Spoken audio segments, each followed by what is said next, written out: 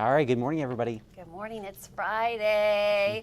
Let's talk about cake. Let's do it. Let's talk about a 70-some-year-old cake. This one in particular, it belonged to Queen Elizabeth II when she was married to Prince Philip. She, of course, was a princess at the time. Here it is. Is that how it's supposed to look? I think so. I mean, it's 77 years old. Yeah. Okay, so it's a rare slice of cake served at her wedding to Prince Philip. It was recently auctioned off. Guess how much it sold for? How much? $2,800. Wow. I think I would have thought a little more, but then again, you know, it is cake. I don't know. $2,800, but it survived almost 8 decades since their wedding in 1947. Wow. So it's still neatly packed in this small box, and with the silver insignia of the then Princess Elizabeth stamped on it, and an elaborate doily inside. Alongside the cake is a letter from Elizabeth thanking guests for a wedding present. And of course, Elizabeth and Philip's wedding cake, it was extravagant. It was 9 feet tall. Wow. So that's taller than us. It weighed 500 pounds. Wow. Yeah. A few other slices have also survived the decades and have been sold at auction. And in 2013, one sold for $2,300. So I wonder if they froze it.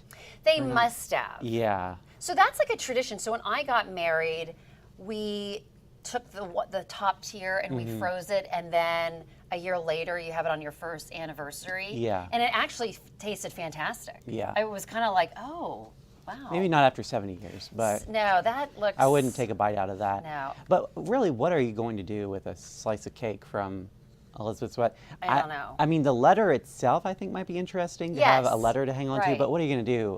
Look at this rotting piece of cake, everybody. And you'd have to keep it right. You'd have to keep it in the freezer. Yeah. Everyone come to the freezer. Let me show you what I have. We can't take it out too long because we don't want it to get moldy. Yeah. Defrost. Yeah. I don't know about that. Yeah. $2,800. I don't know, but at least you are getting like the thank you letter, Yeah. thank you note, and that sort of thing. But I don't know who bought it, but I guess they love history and old cake. They must like history, right? Yeah.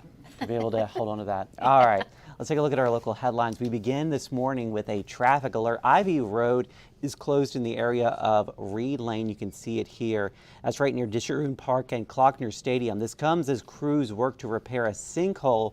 All lanes are closed in both directions at this time. If you're driving in that area, you can expect delays until tomorrow night at 11 o'clock.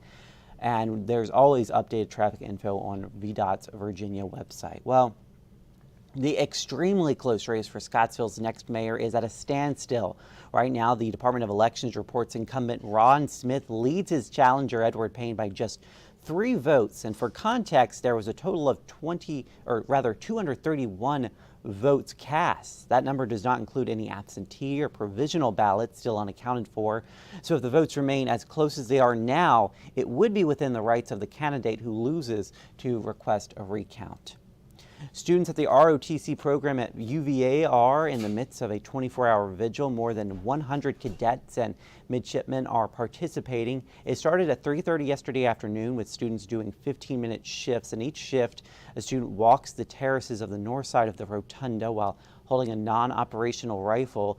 The vigil is about honoring fallen soldiers, those who are missing in action, and prisoners of war. You can stop by any time until 3:30 this afternoon to pay your respects, and then there will be a ceremony afterward at 4 o'clock at the rotunda.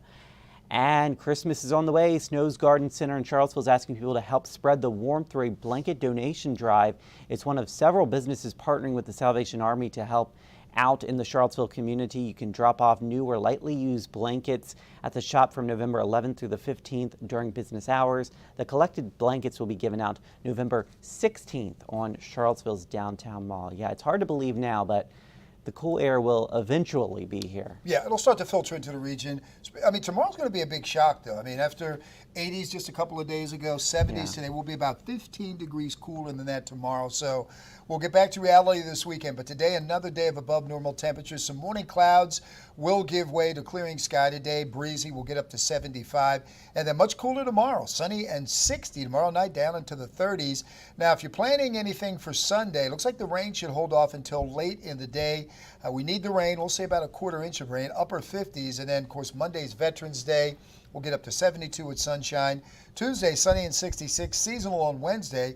And additional showers expected on Thursday with highs around 60. So overall, we're starting to cool down a little. Not as warm the upcoming weekend as it was this week. So Yeah. that cooling trend will continue. That 30-degree temperature, though, you'll feel that on Sunday morning. You sure will. All right, thank you, David. And thank you guys for joining us. I hope you guys have a great weekend, a great Friday out there. We'll finish things off with a look at traffic. This is a look at I-64 at Afton Mountain.